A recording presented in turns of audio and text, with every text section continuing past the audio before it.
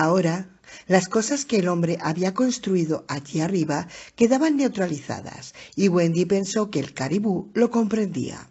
Con esa sensación dejó los prismáticos y dijo algo que se iba a preparar el almuerzo. Y en la cocina había llorado un poquito, tratando de dar cauce a esa horrible sensación reprimida que a veces le daba la impresión de que una mano enorme le oprimiera el corazón. Pensaba en los caribúes, pensaba en las avispas que Jack había dejado sobre la plataforma de la entrada de servicio bajo la ensaladera de vidrio, para que se congelaran. De los clavos del cobertizo de las herramientas colgaban muchísimas raquetas para la nieve, y Jack encontró un par adecuado para cada uno, aunque la de Denny le quedaban un poquito grande.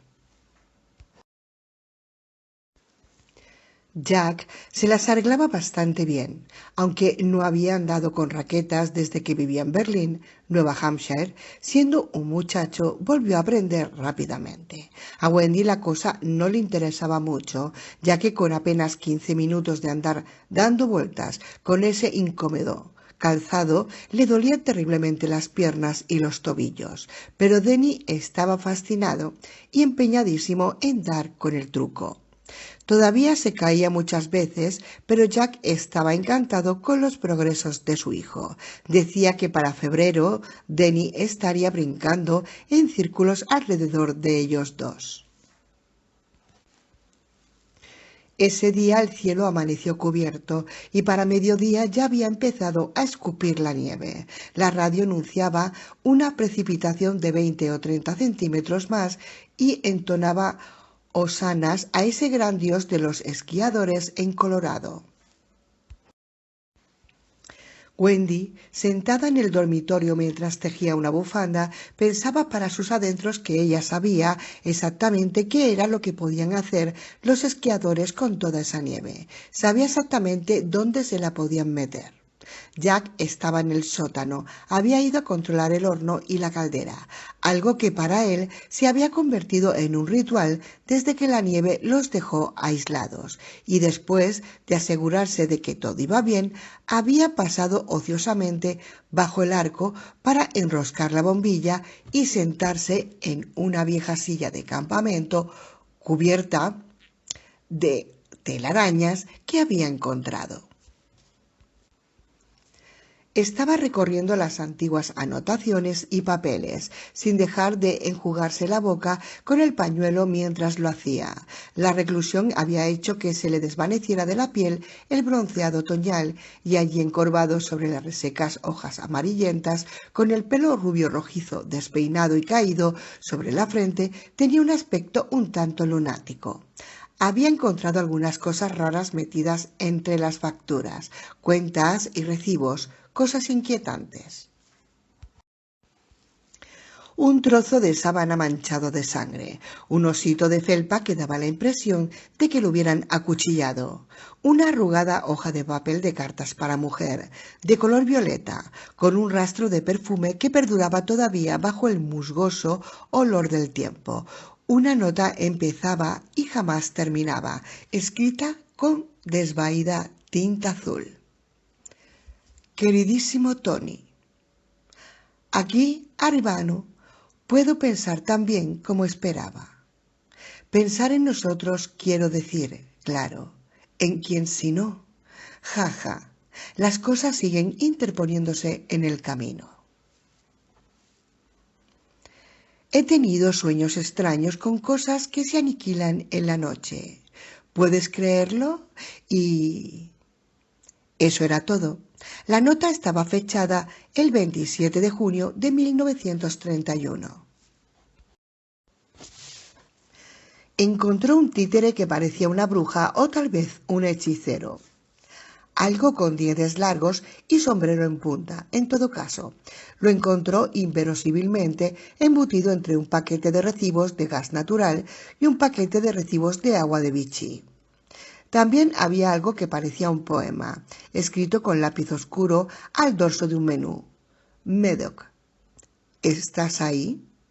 Otra vez he andado en sueños, amor mío. Las plantas se mueven bajo la alfombra. El menú no tenía fecha y el poema, si es que era un poema, no tenía firma. Todo escurridizo, pero fascinante. Jack tenía la impresión de que esas cosas eran como las piezas de un rompecabezas, cosas que terminarían por encajar unas con otras y él encontraba las piezas intermedias que faltaban, de modo que seguía buscando, sobresaltándose y enjugándose los labios cada vez que el horno se ponía a rugir a sus espaldas. Denny estaba otra vez frente a la puerta de la habitación 217. En el bolsillo tenía la llave maestra y miraba fijamente la puerta con una especie de avidez drogada, con la sensación de que la piel le picaba y se le estremecía bajo la camisa de franela. Su garganta emitía un murmullo bajo y monótono. No había tenido la intención de venir aquí, después de lo que pasó con la manguera del extintor. Le daba miedo venir aquí, le daba miedo haber vuelto a coger la llave maestra, desobedeciendo a su padre.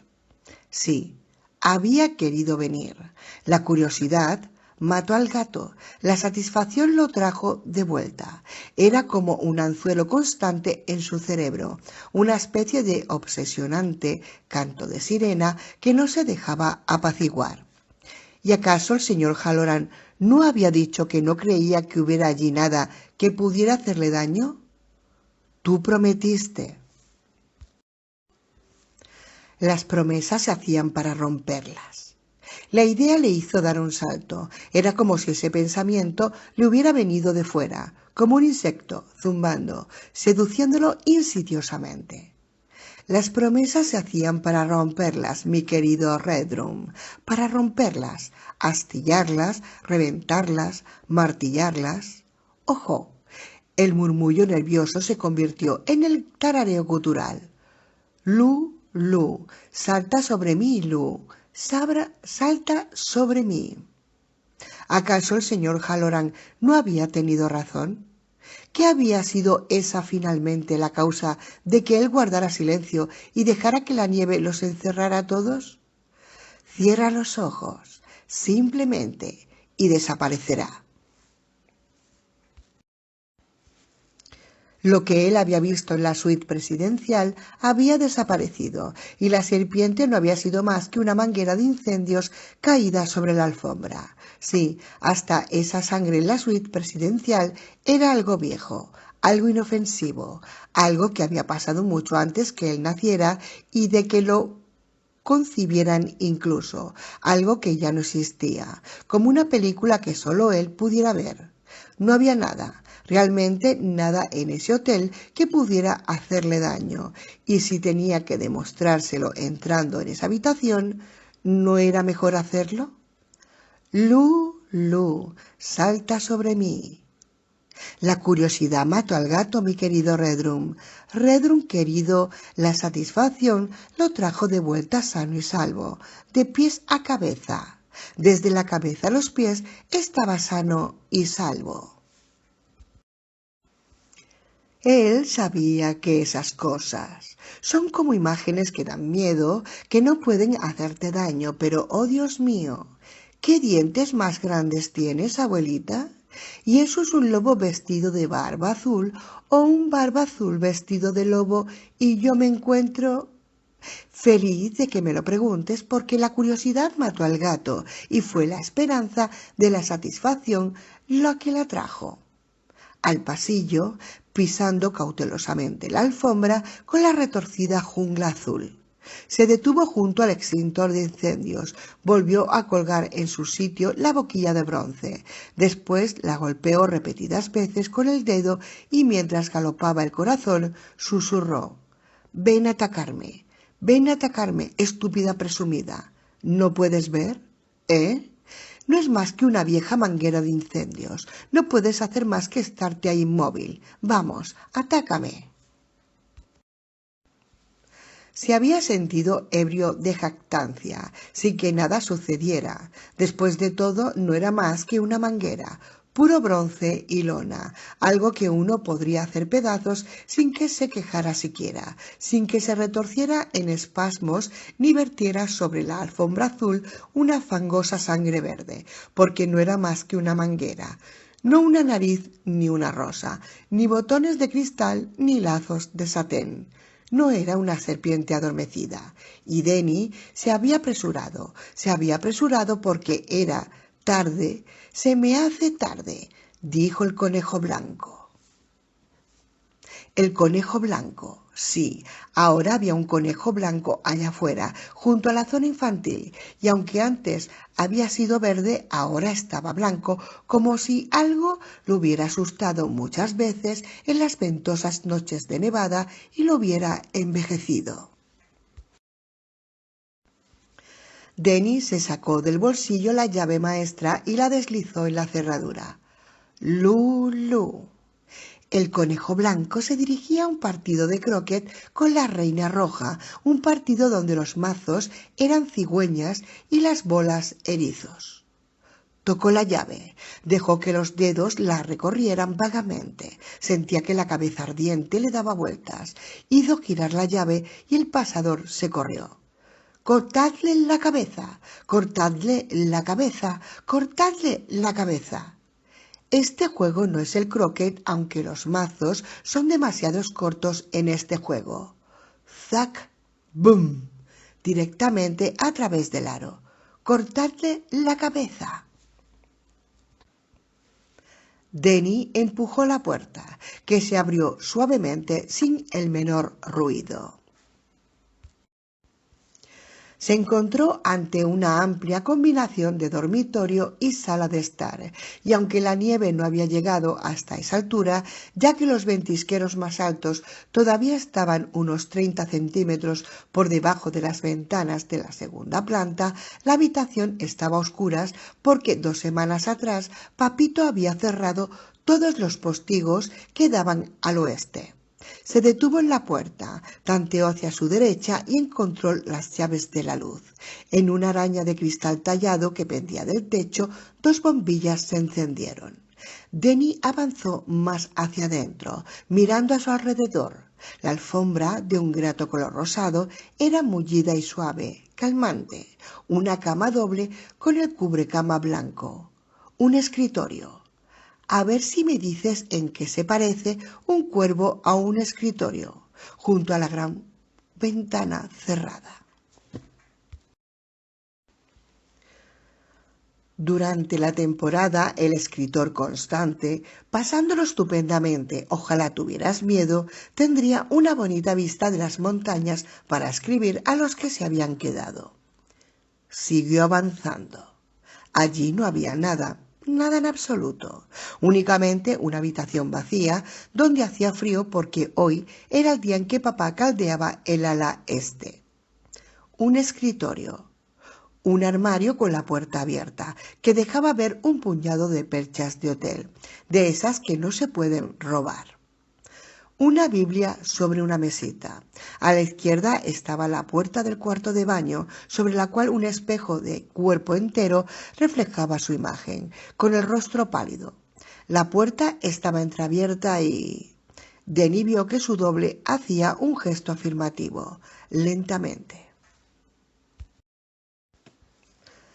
Denny vio que su doble hacía un gesto afirmativo, lentamente.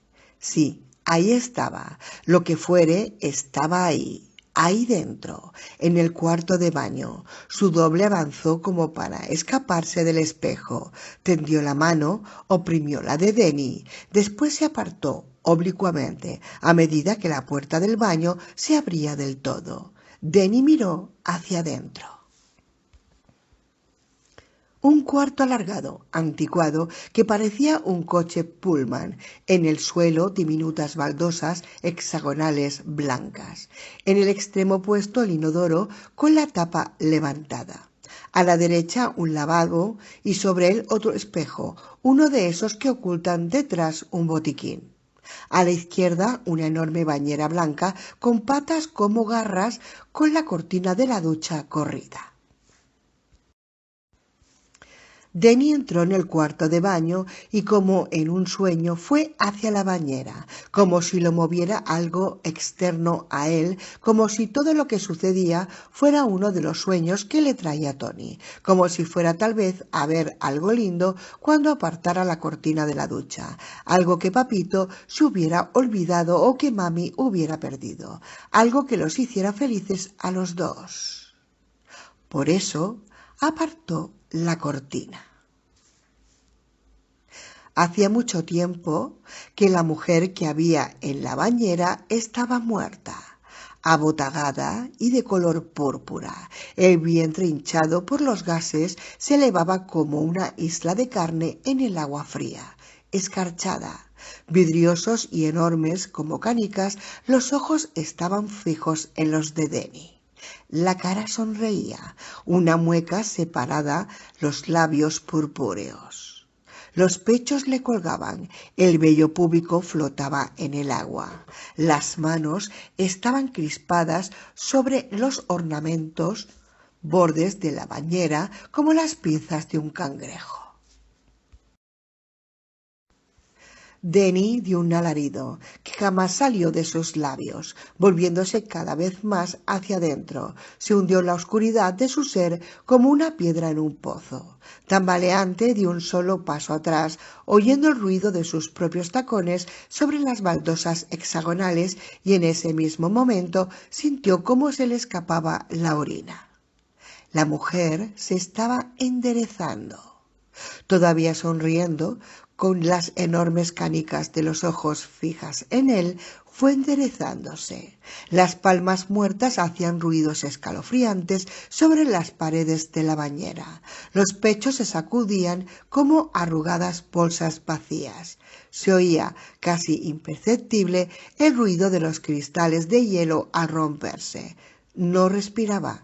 Era un cadáver, muerta desde hacía muchos años. Denny se dio la vuelta y huyó. Como un rayo atravesó la puerta, con los ojos saltándosele de las órbitas y los pelos de punta, como las espinas de un erizo a punto de convertirse en la bola.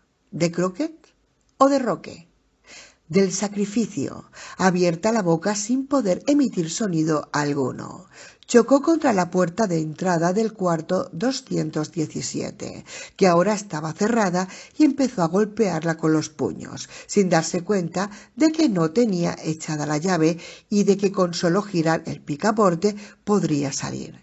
De sus labios salían alaridos ensordecedores, más agudos de lo que es capaz de percibir el oído humano.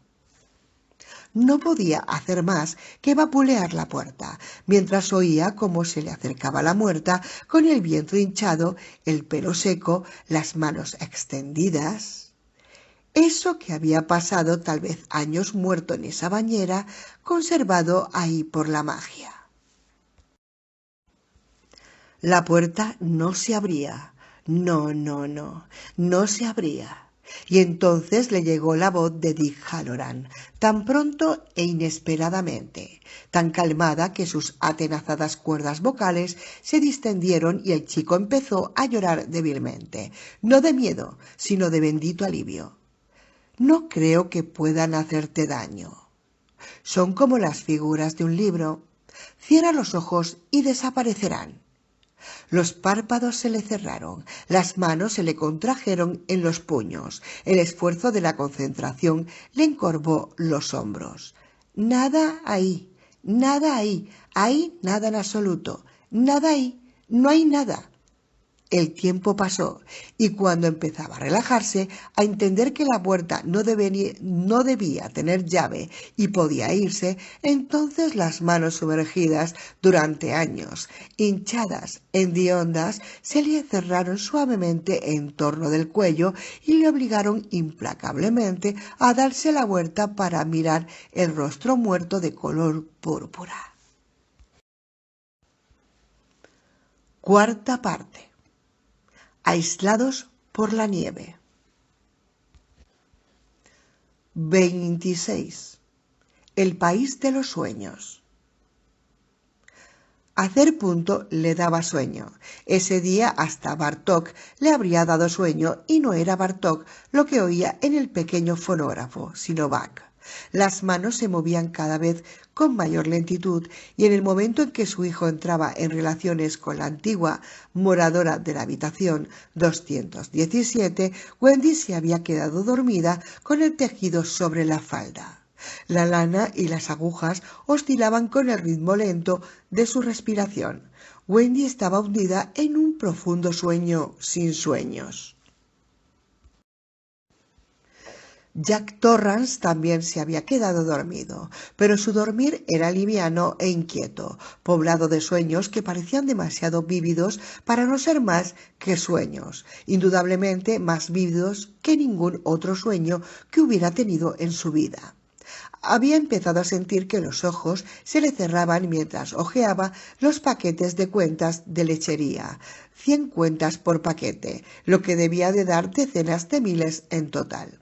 Sin embargo, le echaba a cada uno un rápido vistazo, temeroso de que, si no los recorría con cuidado, pudiera pasar por alto exactamente la pieza del rompecabezas que necesitaba para establecer la conexión mística y que, estaba seguro, debía de estar ahí, en alguna parte. Se sentía como alguien que con un cable en una mano busca a tientas un enchufe en una habitación desconocida y a oscuras. Si podía encontrarlo, su recompensa sería una visión maravillosa. Había tomado una decisión respecto de la llamada telefónica de Al Shockley y de su exigencia para tomarla había sido una ayuda de su extraña experiencia en la zona infantil.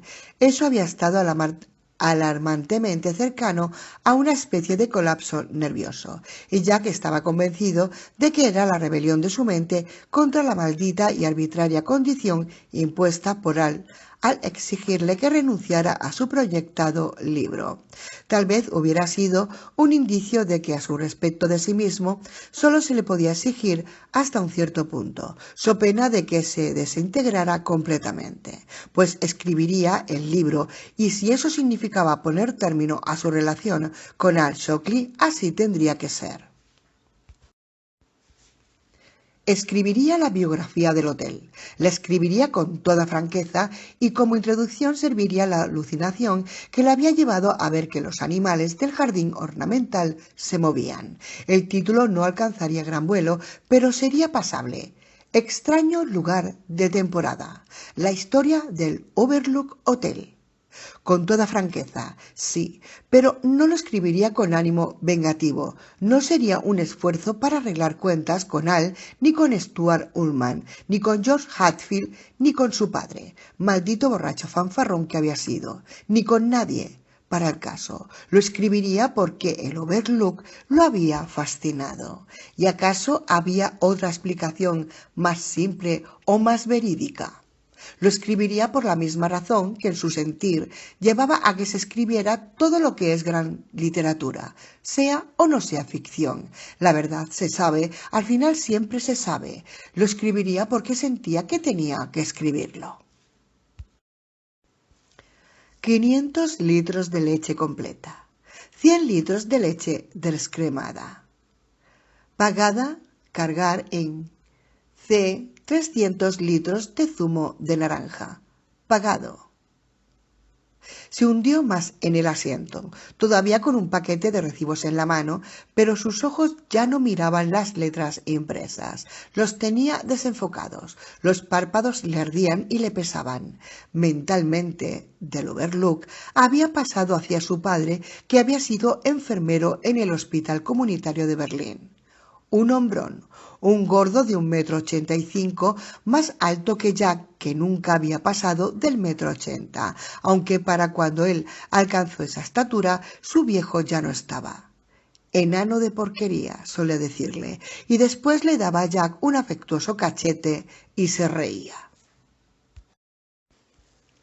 Había habido otros dos hermanos, los dos más altos que su padre, además de Becky, que a los 15 años medía solo 5 centímetros menos que Jack, después de haber sido más alta que él durante la mayor parte de su niñez.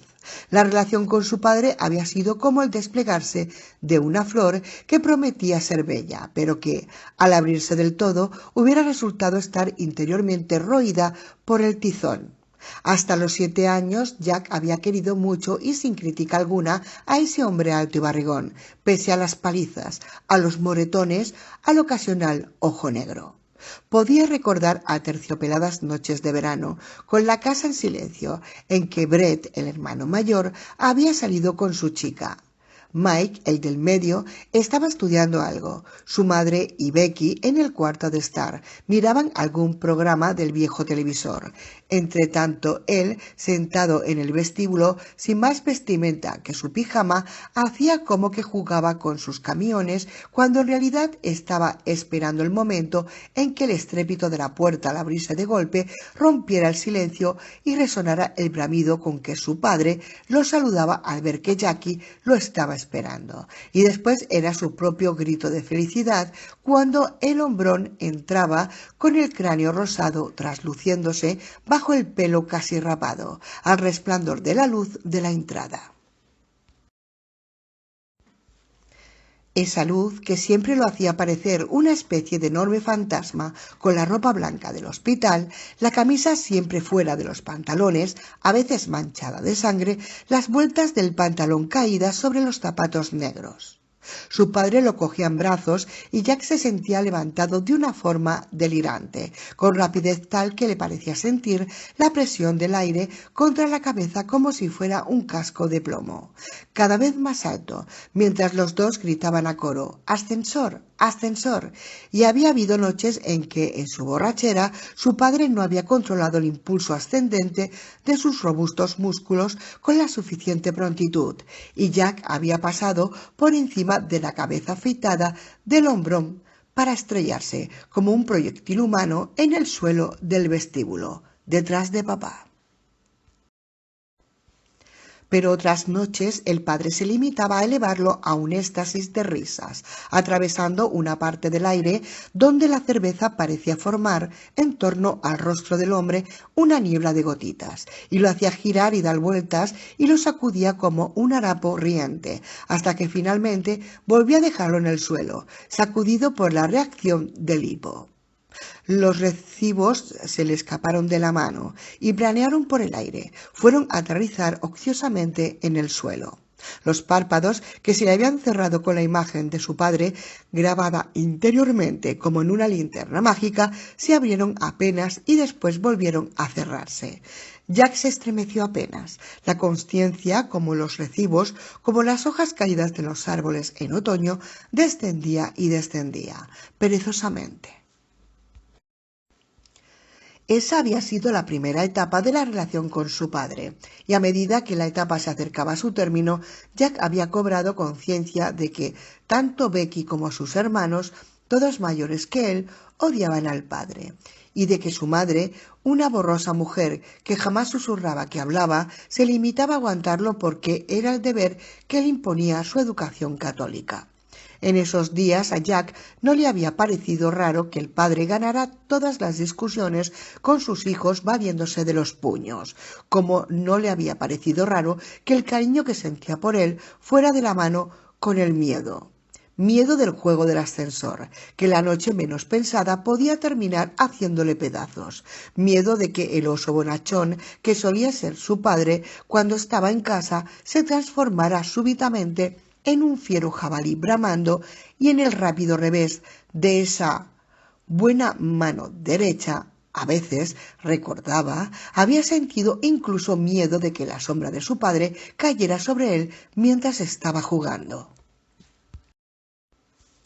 Fue hacia el final de esa etapa cuando empezó a observar que Brett jamás traía a casa los chicos con quienes salía, ni Mike o Becky o a sus amiguitos. El cariño empezó a agriarse cuando él tenía 9 años, cuando su padre mandó a la madre al hospital a fuerza de bastonazos. Había empezado a usar bastón un año atrás, después que un accidente de coche lo dejó cojo. Tras eso lo usaba siempre, largo, grueso, negro, con el puño de oro.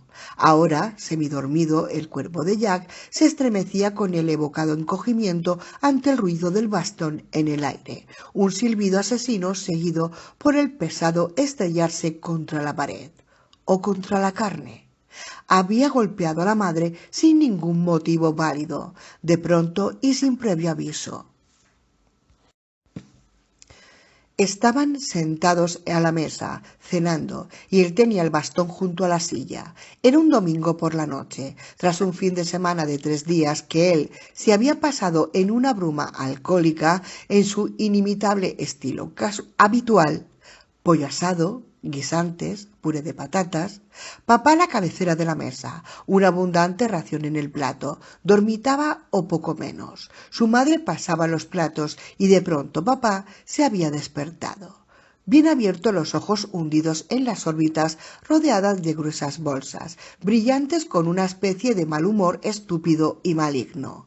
Rápidamente fueron recorriendo uno a uno a todos los miembros de la familia, mientras la vena en el centro de la frente le sobresalía en forma notable, siempre mala señal.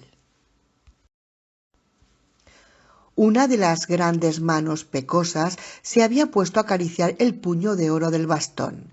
Después había dicho algo sobre el café. Hasta el día de hoy, Jack estaba seguro de que su padre había hablado de café. Y cuando mamá había abierto la boca para responderle, ya el bastón zumbaba en el aire, para ir a estrellársele en la cara. Un chorro de sangre le brotó de la nariz. Un chillido de Becky, las gafas de mamá caídas en el plato. El bastón se había retirado, había vuelto a bajar, esta vez sobre el cráneo, desgarrando el cuero cabelludo. Mamá se había desplomado en el suelo. Él se había levantado de la silla para ir hacia donde estaba ella, aturdida sobre la alfombra, blandiendo el bastón, moviéndose con esa grotesca y rapidez y agilidad de los gordos, con los ojillos brillantes, temblorosas las mejillas fofas, mientras le hablaba a ella de la misma manera que hablaba siempre a los hijos durante esos estallidos. Ahora sí, por Cristo, ahora te vas a tomar tu medicina. Cachorro maldito, sigue gañendo, ven a tomar la medicina. 7 veces más. El bastón había subido y había vuelto a caer sobre ella antes de que Brett y Mike pudieran sujetarlo, apartarlo, arrancarle el bastón de la mano. Jack, el pequeño Jackie, ahora era el pequeño Jackie, medio adormecido y farfullando solo, sentado en una silla de campo cubierta de telarañas, mientras el horno rugiente cobraba vida a espaldas de él, sabía exactamente cuántos golpes había sido, porque cada blando «hump» contra el cuerpo de su madre se le había quedado grabado en la memoria como el golpe irracional de cincel en la piedra. 7 humps, ni más ni menos. Él y Becky llorando, incrédulos, mientras miraban las gafas de su madre caídas en el puré de patata, con un lente astillado y sucio de salsa. Brett gritándole a papá desde el pasillo del fondo que no se moviera porque lo mataría. Y papá repitiendo una y otra vez: «Cachorro maldito, maldito llorón, dame el bastón, cachorro de mierda, dámelo», mientras Brett lo blandía histéricamente, diciendo: «Sí, sí, ya te lo daré, muévete un poco y te daré lo que quieres y un poco más también. Te daré doble ración». Mamá, que se ponía lentamente en pie aturdida, ya con la cara hinchada e hinchándose como un neumático con demasiado aire, sangrando por 4 o 5 sitios diferentes. Y que había dicho una cosa terrible. Tal vez era la única vez que mamá había dicho algo que Jack podía recordar palabra por palabra. «¿Quién tiene el periódico?» «Paquito». «¿Quiere las historietas? ¿Todavía sigue lloviendo?» y después volvió a caer de rodillas, el rostro hinchado y sangrante cubierto por el pelo. Mike llamó al doctor, balbuceante por teléfono. ¿Podía venir enseguida? Era por su madre. No, por teléfono no podía decirle de qué se trataba y menos por una línea compartida.